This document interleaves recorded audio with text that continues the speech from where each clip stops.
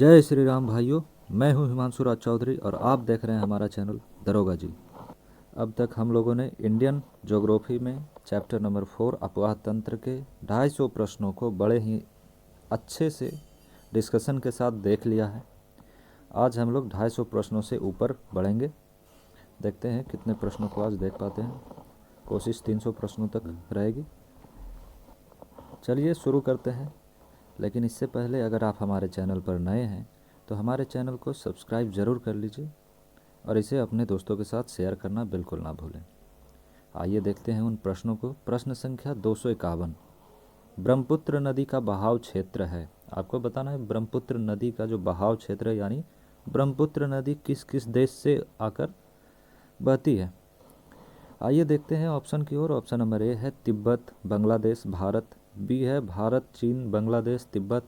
सी है भारत, पाकिस्तान, बांग्लादेश, सिक्किम। या फिर डी बांग्लादेश, पश्चिम बंगाल, भूटान, नेपाल। ब्रह्मपुत्र नदी के बारे में जब हम लोगों ने डिस्कशन किया था तो आप सभी को हमने नोट भी करा दिया था कि किस किस देश से होकर ब्रह्मपुत्र नदी बहती है। तो आशा करते हैं आप सभी को ये याद होगा। आप लोगों ने अगर रिवीजन किया होगा तो ऐसे आप लोगों ने डिस्कशन को नोट किया होगा तो आप सभी इसका आंसर दे ही दिए होंगे। तो बिना किसी देरी के इसका सही आंसर बता रहे हैं। इसका सही आंसर है ऑप्शन नंबर ए, ब्रह्मपुत्र का जो बहाव क्षेत्र है तिब्बत, बांग्लादेश होते हुए भारत की ओर है। देखिए, अगर आप लोगों ने डिस्कशन नहीं देखा है तो सुन लीजिए और अच्छे से नोट कर लीजिएगा। जैसा कि आप लोग जानते हैं हमारे वीडियो के साथ साथ आप सभी को नोट भी करना है, तो एक नोटबुक और पेन आपके पास अवश्य होना चाहिए और हमारे द्वारा कराए गए डिस्कशन को नोट करते जाइए। देखिए, ब्रह्मपुत्र के बारे में बिल्कुल शॉर्टकट में, ब्रह्मपुत्र का जो उद्गम है ना, तिब्बत के मानसरोवर झील के चेम युंग दुंग हिमनद से है। 3-4 बार आप सभी को मैंने इस बात की जानकारी दे दी है। तिब्बत के मानसरोवर झील के चेम युंग दुंग हिमनद से ब्रह्मपुत्र नदी निकलती है, फिर भारत में अरुणाचल प्रदेश से प्रवेश करती है और इसका संगम या मुहाना, आप जो कहिए, इसका संगम या मुहाना है बांग्लादेश में प्रवेश करके अपना जल बंगाल की खाड़ी में गिराती है। यानी कि इसका संगम या मुहाना बंगाल की खाड़ी है। आशा करते हैं आप सभी लोगों ने समझ लिया होगा और इसे अच्छे से नोट कर लेंगे। वीडियो को पॉज कर लीजिए और जहाँ समझ ना आए बैक करके देख लीजिए, अच्छे से नोट कीजिए। कोई भी कन्फ्यूज़न नहीं रहना चाहिए, उसके बाद आगे बढ़िए। अगला प्रश्न 252, मानस नदी किस नदी की उपनदी है। Option number A Godavari, B Mahanadi, C Krishna या फिर डी ब्रह्मपुत्र।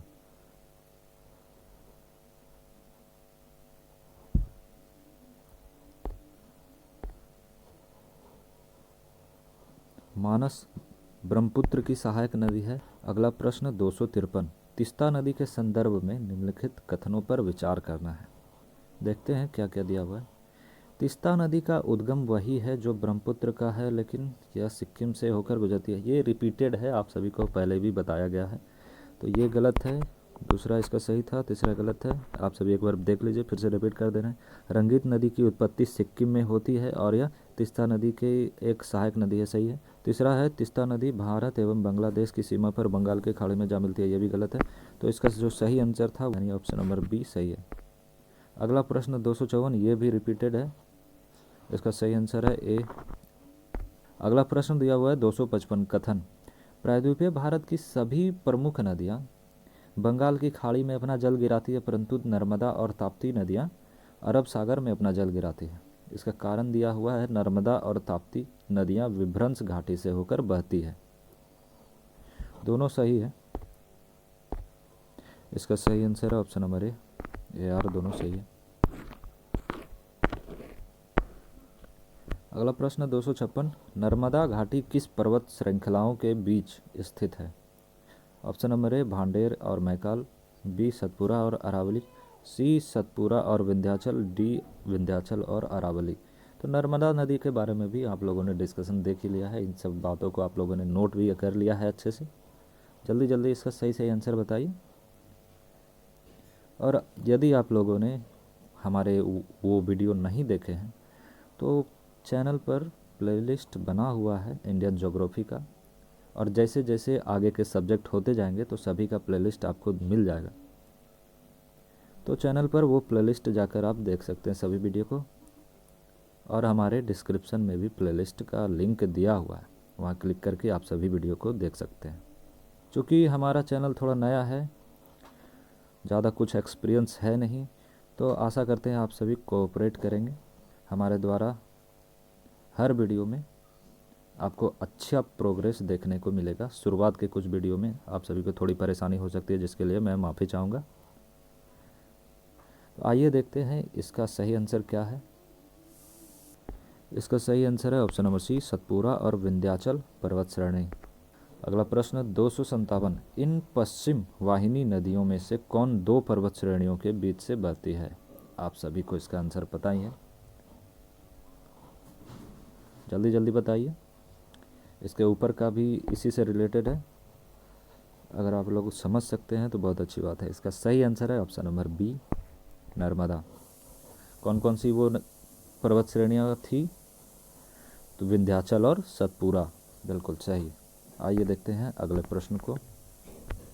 अगला प्रश्न 258, कथन ए, नर्मदा अपने मुहाने पर डेल्टा का निर्माण करती है, कारण वह एक भ्रंश घाटी में बहती है। तो दोनों सही है। तो नर्मदा क्या, नर्मदा नहीं, फिर से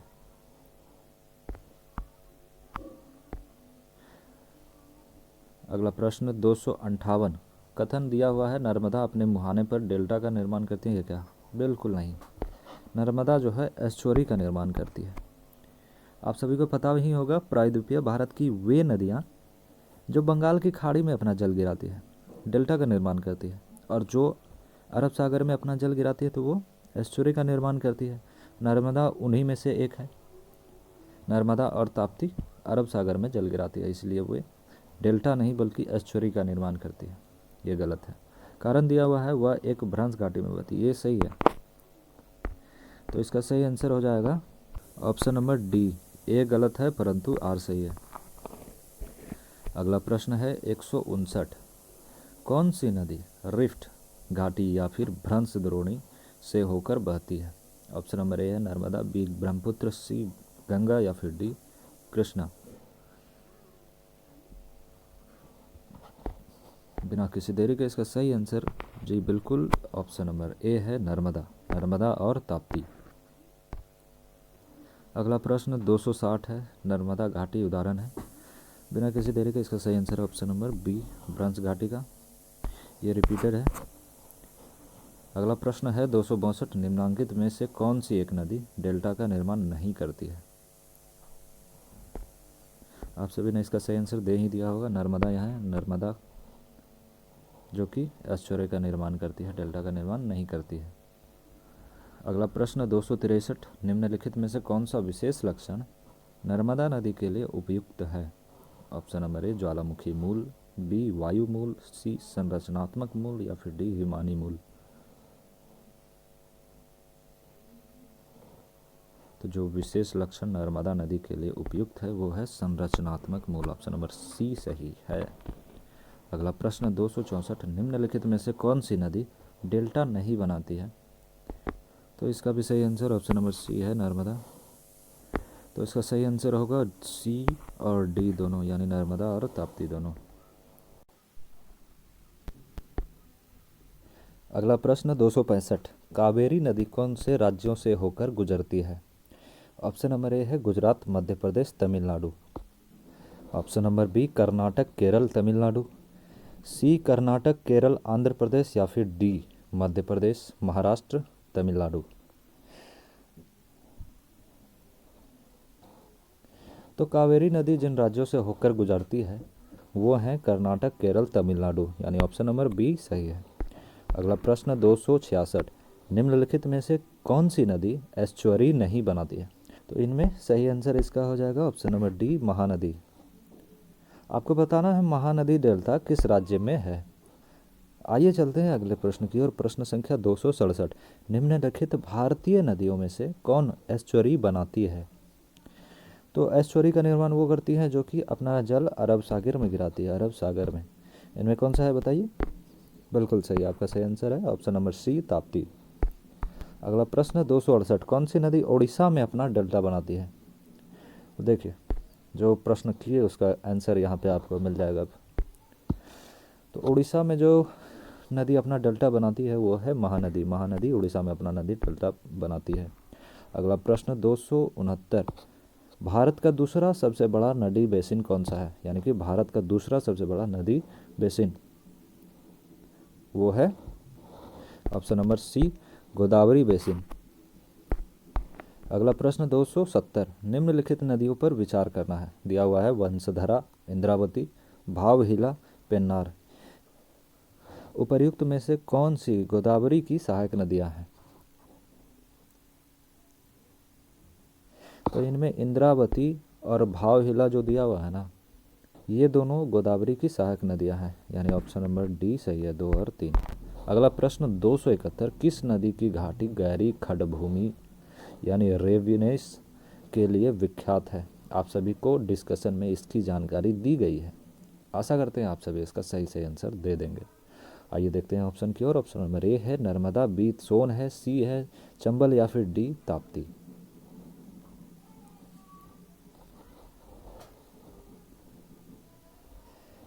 तो जैसा कि इसका आंसर आप सभी को पता ही होगा, इसका सही आंसर है option number C, Chambal. Chambal नदी घाटी में गहरी गहरी खड़भूमि यानी गड्ढे जो होते हैं ना, तो चंबल नदी में बहुत सारे खड़भूमि यानी गड्ढे पाए जाते हैं।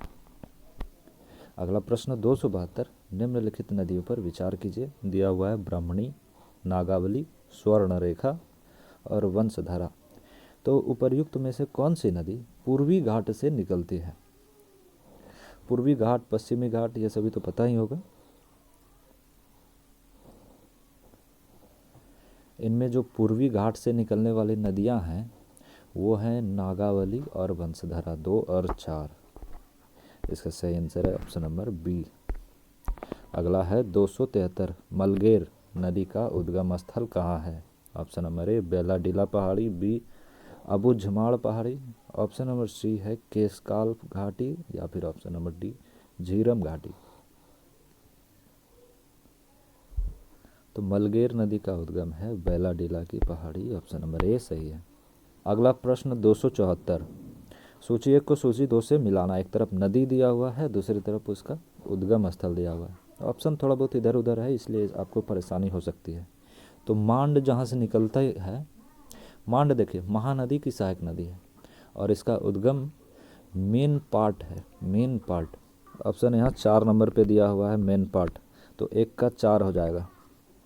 दूसरा दिया हुआ है बनास, बनास चंबल की सहायक नदी है और ये देवगढ़ की पहाड़ी से निकलती है। देवगढ़ की पहाड़ी यहाँ 3 नंबर पे दिया हुआ है, तो इस हिसाब से भी सही हो जाता है। 4 3 2 1, 4 3 आ गया। अगला है जोंक, जोंक देखिए जोंक महानदी की सहायक है और ये सोनबेरा पठार से निकलती है, तो इसका हो जाएगा 2। और अगला है केलो, भी महानदी की सहायक नदी है और ये लूडेंग पहाड़ से निकलती है, यानी ऑप्शन नंबर ए। तो इसका सही आंसर है 4 3 2 1। थोड़ा बहुत इधर उधर हो गया तो आप लोग अच्छे से एक बार अरेंज करके नोट कर लीजिए, जिससे कि आप सभी को अच्छे से याद हो जाए। अगला प्रश्न 275, मांड और महानदी के संगम पर कौन सा धार्मिक स्थल है, ये बताना है। ऑप्शन नंबर ए है डीडिनेश्वरी देवी, बी है अंगार मोती, सी है चंद्रहासिनी देवी या फिर डी है महामाया।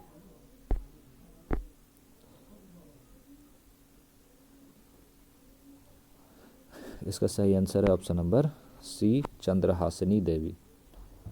अगला प्रश्न 276 है, एसपी चटर्जी के भारत के प्राकृतिक विभागों की योजना में महानदी बेसिन को महाद्वीपीय पठार के किस उपविभाग में रखा जाता है? इसे नोट कर लीजिएगा आप लोग। इसका सही आंसर है उत्तरी दक्कन पठार, ऑप्शन नंबर ए सही है। अगला प्रश्न 277, निम्न तुलना के आधार पर हिमालयी नदी की प्रमुख नदियों से तुलना करना है। देखिए क्या क्या दिया हुआ है। अधिकांश हिमालयी नदियां बारहमासी है, जबकि प्रायद्वीपीय नदियां वर्षा पर निर्भर है। आप सभी को पहले ही वीडियो में इसका डिस्कशन कराया गया है, आप सभी इसके बारे में जानते ही होंगे, तो ये तो बिल्कुल सही है। अगला दिया हुआ है, हिमालयी नदी की ढाल प्रायद्वीपीय नदी की तुलना में खड़ा है। अब जाहिर सी बात है, पहाड़ से जो यानी कि पहाड़ी प्रदेश से नदियाँ वो सब आती है, हिमालयी नदियाँ, तो ये भी सही है। अगला दिया हुआ है 3 नंबर, प्रायद्वीपीय नदी हिमालय नदी की तुलना में अपने अधिक क्षरण का कारण बनती है। बिल्कुल नहीं।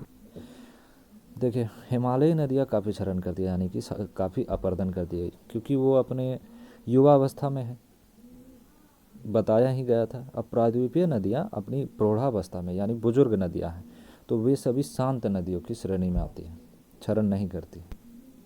तो इसका सही आंसर हो जाएगा 1 और 2, ऑप्शन नंबर ए सही है। अगला प्रश्न देखिए। अगला प्रश्न 278, सिंधु नदी प्रणाली के संदर्भ में सिंधु नदी की सहायक नदियों में वह नदी जो सीधे तौर पर सिंधु से जाकर मिलती है, वो आपको बताना है। Option number A Chenab, B Jhelum, C Ravi, D Sutlej. तो जो सिंधु से सीधे तौर पर जाके मिल जाती है वो है सतलज नदी, ऑप्शन नंबर डी सही है। अगला प्रश्न 279, भारत में चंद्रा और भागा नदियाँ किस क्षेत्र में बहती है?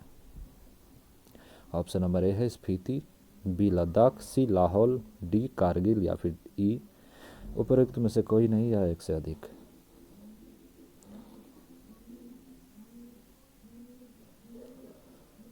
तो चंद्रा और भागा नदी जो है लाहौल, जो कि हिमाचल प्रदेश में पड़ता है, तो लाहौल में बहती है, ऑप्शन नंबर सी सही है। अगला प्रश्न 280, दूध गंगा कहाँ अवस्थित है ये बताना है। ऑप्शन नंबर ए है जम्मू कश्मीर, बी हिमाचल प्रदेश, सी उत्तराखंड या फिर डी पश्चिम बंगाल।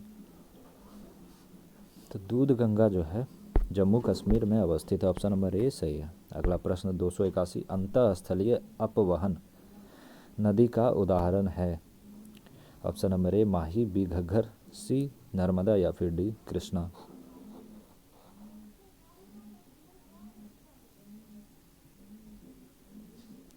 तो अंतःस्थलीय अपवहन नदी का उदाहरण घग्गर नदी है, ऑप्शन नंबर बी सही है। अगला प्रश्न 282, निम्न नदियों में से कौन अपने मार्ग में परिवर्तन करने के लिए कुख्यात है? तो आप सभी इसका भली भांति अच्छे से आंसर जानते होंगे, काफ़ी शानदार तरीके से इसका डिस्कशन हमारे द्वारा कराया गया था। विश्व प्रसिद्ध भापने मार्ग परिवर्तन करने में विख्यात कोसी नदी है, ऑप्शन नंबर बी, और इसी कारण बिहार के उत्तरी भाग में बाढ़ की स्थिति देखने को मिलती है। अगला प्रश्न 283, खारी नदी जिस अपवाह तंत्र का अंग है, आपको पहले भी बता दिया गया है, रिपीटेड है, इसका सही आंसर है बंगाल की खाड़ी। अगला प्रश्न है 284, त्रिवेणी नहर में किस नदी से पानी आता है, पता ही होगा बिना किसी देरी के, इसका सही आंसर है ऑप्शन नंबर सी गंडक नदी। अगला प्रश्न 285, किशन गंगा एक सहायक नदी है, बताना है किशन गंगा किसकी सहायक नदी है। ऑप्शन नंबर ए है रावी, बी चेनाब, सी झेलम या फिर डी ब्यास।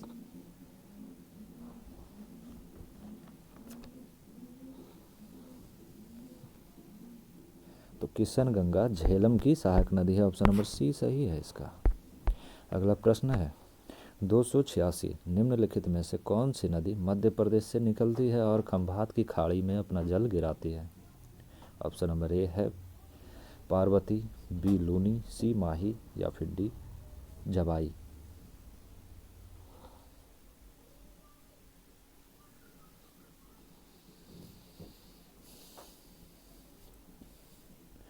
तो इसमें माही नदी जो है ये सही आंसर हो जाएगा। माही नदी मध्य प्रदेश के मेहन झील से निकलती है और खंभात की खाड़ी में अपना जल गिरा देती है। अगला प्रश्न 287, गंगा नदी के किनारे सबसे बड़ा शहर जो अवस्थित है, आप सभी को बताया ही गया है, इसका सही आंसर आशा करते हैं आप सभी दे दिए होंगे, इसका सही answer option number C Kanpur. अगला प्रश्न 288, लेह अवस्थित है, ऑप्शन नंबर ए झेलम नदी के दाएं तट पर, बी झेलम नदी के बाएं तट पर, सी सिंधु के दाएं तट पर या फिर डी सिंधु के बाएं तट पर। तो लेह सिंधु के दाएं तट पर अवस्थित है। सिंधु के दाएं तट पर, ऑप्शन नंबर सी सही है। अगला प्रश्न 289, निम्नलिखित में से कुचिकल जलप्रपात की सही ऊंचाई कौन सी है? ऑप्शन नंबर ए 335, बी 337, सी 399 या फिर डी 455 मीटर। तो कुचिकल जलप्रपात की जो सही ऊंचाई है वो है 455 मीटर। और कुचिकल जलप्रपात जिसकी ऊंचाई 455 मीटर है, यह भारत की सबसे ऊंची जलप्रपात है। भारत की सबसे ऊंची जलप्रपात। अगला प्रश्न 290, निम्नलिखित में से कौन सा एक लैगून नहीं है? लैगून के बारे में आप सभी जानते ही हैं, अच्छे से इसके बारे में डिस्कशन कराया गया था। आप सभी अगर नहीं देखे हैं तो पिछले 3-4 वीडियो को आप देख लीजिए अच्छे से, जिससे कि ये सभी चीज़ें आपको अच्छे से क्लियर हो जाए। इसका ऑप्शन है option number A Ashtamudi, B Chilka, C Periyar या फिर डी पुलिकट।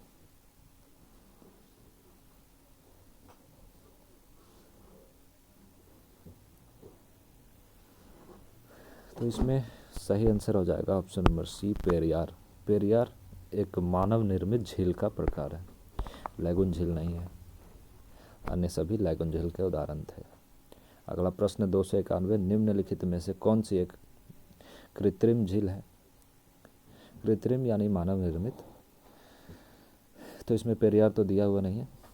ऑप्शन देखिए, ऑप्शन नंबर ए है कोडाई कनाल जो कि तमिलनाडु में है, बी कोलेरू जो कि आंध्र प्रदेश में है, सी नैनीताल उत्तराखंड में है या फिर डी रेणुका हिमाचल प्रदेश।